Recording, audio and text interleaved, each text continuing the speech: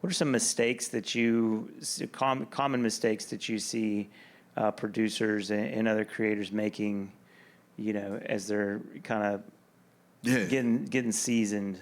It's funny, man, and I'm, as when I do talks like this and things like that, I never want to come off as that that old producer who's like, yeah, these young guys, they ain't doing it like we used to.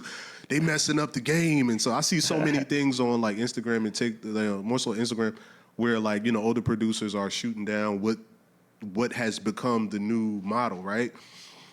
So I don't really lean to what they're doing wrong. I just look at what the new model is, because I think it goes back to what you said, Logan. It's really about having value. I think maybe in the second decade, let me take you back a little bit. I was part of the first wave of online beats, when you can get beats online. I remember that because I was just coming out of my relationship with Bad Boy Records, and one of the executives there, his name was Conrad DeMonchi.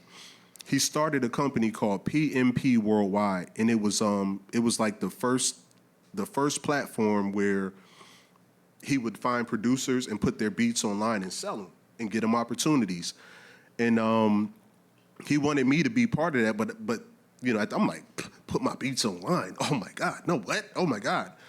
But then it became a thing, and I was like, oh snap. It's kind of like how we feel about AI now. I'm like, we're cooked. Producers are cooked. You mean to tell me this young guy over here is willing to put 50 of his beats online? Because, you got to understand, back then we had value in our stuff. Like we were getting 15,000, 30,000 per track without question. Wow. You know what I mean? Like we would walk into a label and, have a, and this, it's funny because even at that time, my big homie, so to speak, would tell me, oh man, Jay, you missed out on the days when we used to get 50,000. I'm like, damn, I'm only getting 30. You know what I mean? Like, so when I saw these young producers putting 50, 60 beats online for $100 each.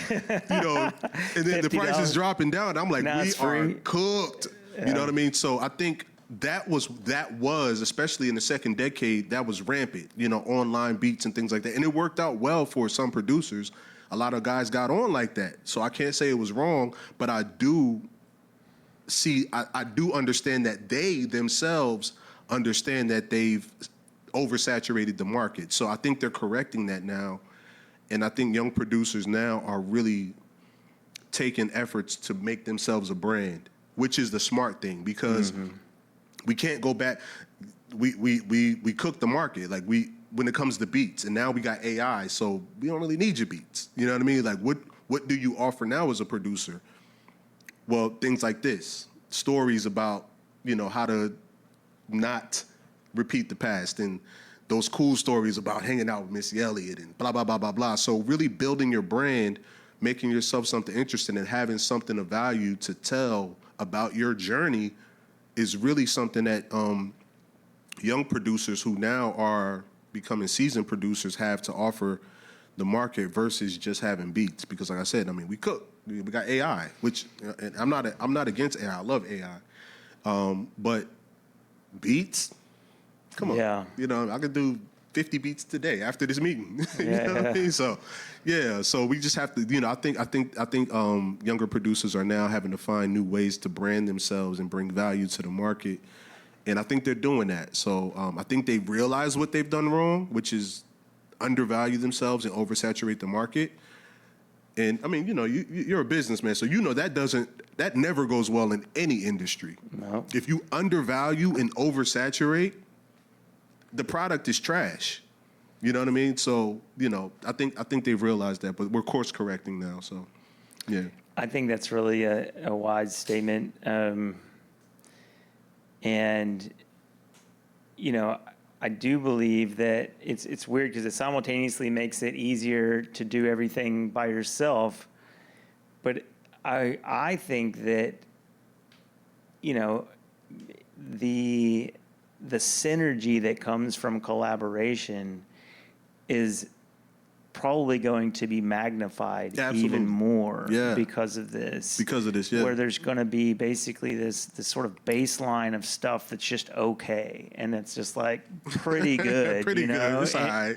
And then you're going to have these things that people are bumping into each other and collaboratively making and putting their different creative spin, their different inspiration on things. And if we can actually just scale up the amount of things that get done that way, I do think there's actually another opportunity for a sort of like golden era of music production, because you know the tools are now basically getting just so easy to use. It's crazy. And you know, but it's gonna, like, I do feel like it's gonna stand out even more, that stuff that's truly excellent. Absolutely. You know, Yeah. and your ability to create a lot more of that than you were able to before. You just increase, because it is a numbers game with music, especially if you're talking about royalty. Right. Not, you know, I got one sync placement that, like, you know, was 6 figures or whatever. That did his thing, yeah. But like people that are making a lot of money from streaming, for instance, it's because they have a ton of records out. Yeah, you know, like a stupid number of records out. Yeah, I told an artist recently, I said, man, what do you think is more realistic to happen for you? Getting one record that has 1 million, and he's a new artist. So I said, getting one record with 1 million streams, or getting 10 records with 100,000 streams. You know what I mean? So he was like, when you put it like that, it makes perfect sense. I was like, you're gonna have to work. You have to cook up more.